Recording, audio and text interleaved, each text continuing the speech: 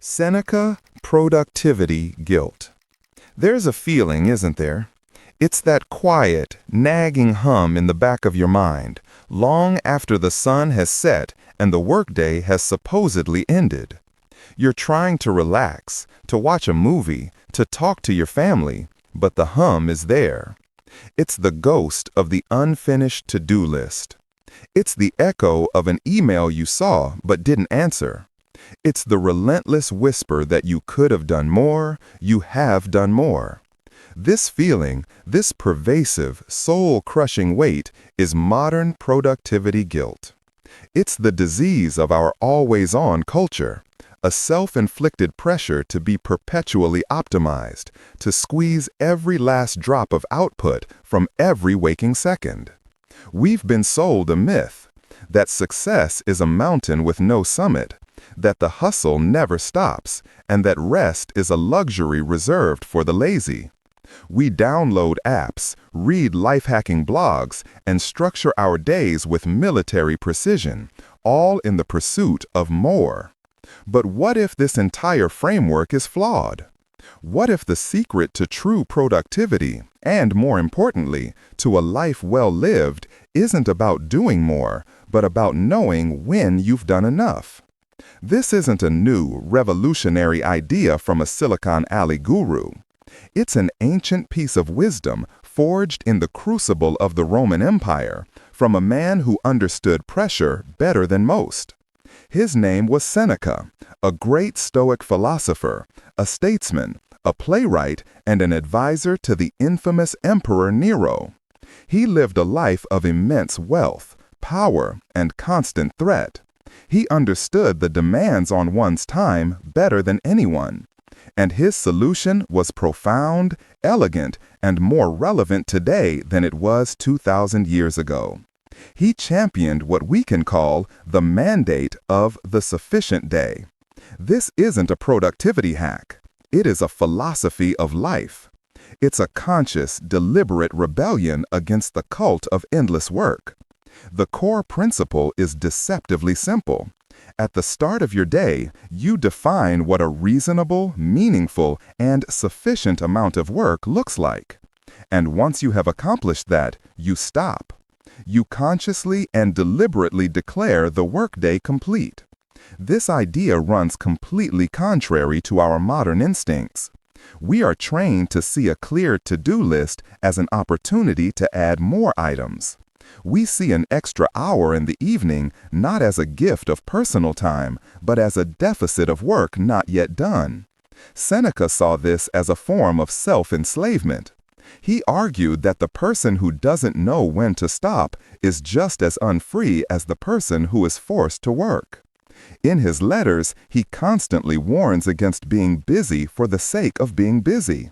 He saw people squandering their most precious, non-renewable resource, their time, on trivialities, on other people's demands, on the endless pursuit of more, without ever asking, to what end?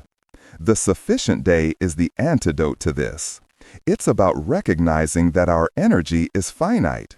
You are not a machine. You are a biological organism with natural rhythms of effort and rest. Pushing past your point of sufficiency doesn't lead to better work. It leads to diminished returns, sloppy mistakes, and deep-seated burnout that can take weeks or months to recover from. The Stoic genius here is that this isn't about laziness or a lack of ambition. In fact, it's the opposite.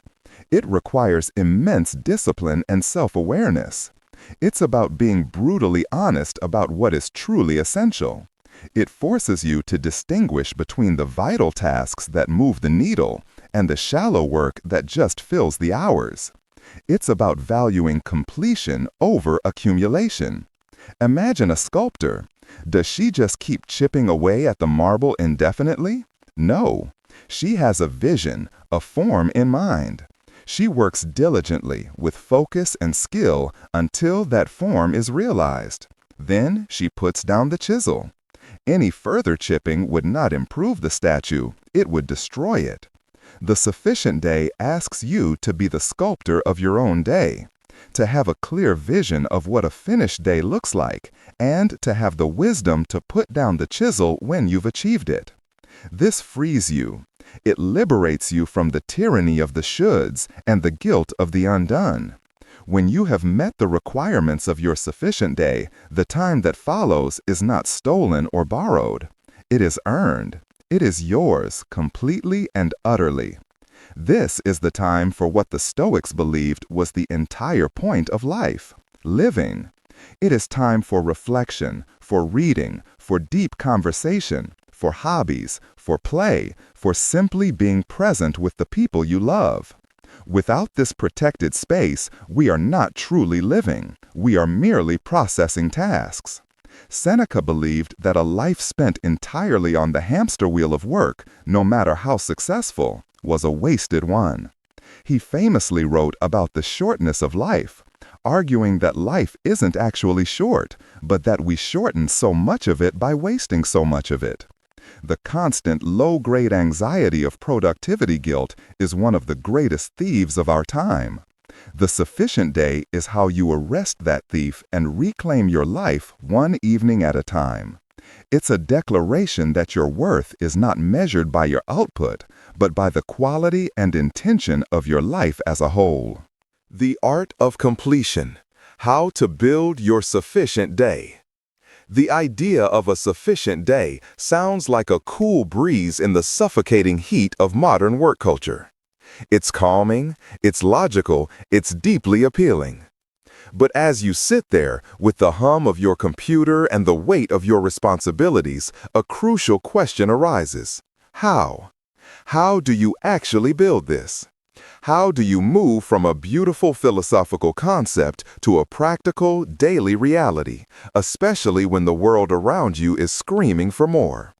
This is where Stoic philosophy transitions from the theoretical to the tactical. Building your sufficient day isn't a single action, but a cultivated practice, a skill honed over time.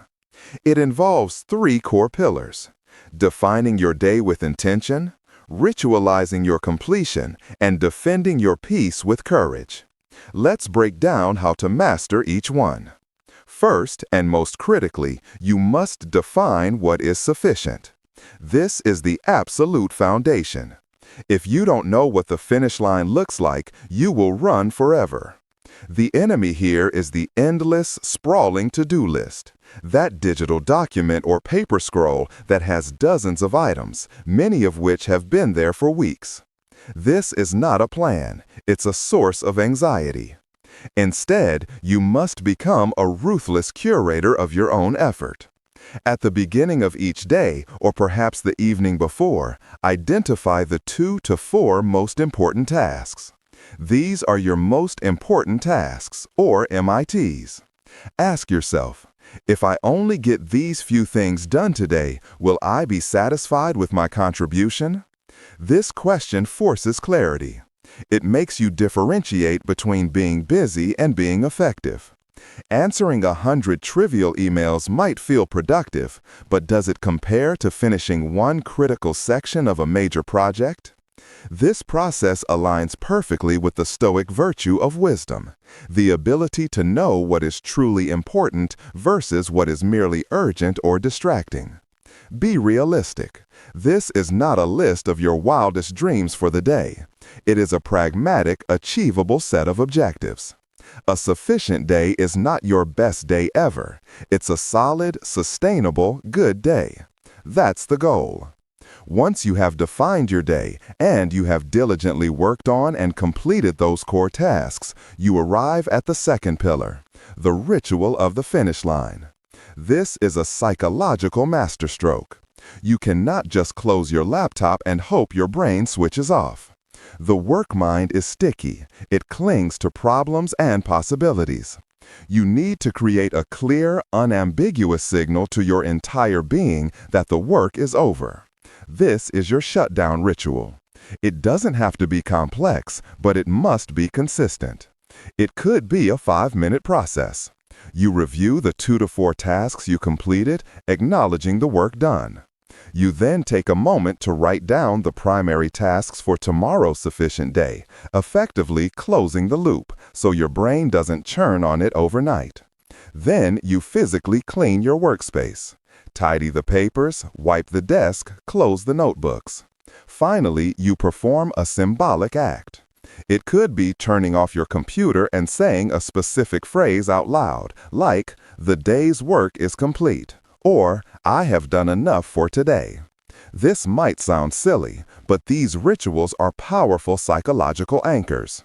They are the ceremonial gavel that officially adjourns the session of work, creating a hard boundary that your mind learns to respect.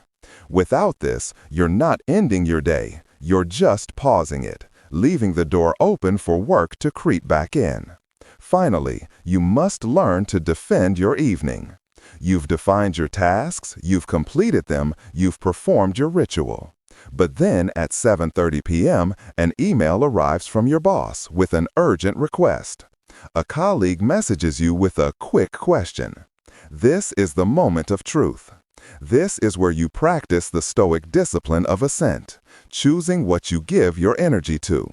You must become a gentle but firm guardian of your own time. This requires courage. For external pressures, this might mean having clear conversations with your team about your working hours. It might mean using email autoresponders or simply making the conscious choice not to check your notifications after your shutdown ritual. Remember the Stoic dichotomy of control. You cannot control that your boss sent the email, but you can 100% control whether you open it and respond. The internal battle is often harder. The guilt, the ambition, the fear of falling behind, these are powerful forces. Here you must arm yourself with logic. Remind yourself that true restorative rest is not a luxury. It is a biological and psychological necessity for high performance. By protecting your evening, you are ensuring that you will be more focused, more creative, and more effective tomorrow. You are not slacking, you are sharpening the saw. This reclaimed time is not for mindless scrolling, which is often just another form of escapism from burnout. This is time for, or purposeful leisure, reading a book, learning an instrument, taking a walk, having a real conversation. This is the time you spend truly living, which is the entire point. By defining your day, ritualizing its end, and defending your peace, you transform Seneca's ancient wisdom into a modern superpower. You step off the hamster wheel of perpetual busyness and begin to walk a path of intentional, meaningful contribution. You end your day not with a feeling of exhausted deficiency, but with a sense of calm accomplishment. Your evening is not a waiting room for the next workday. It becomes a vibrant, essential part of your life itself. This is your time. Reclaim it.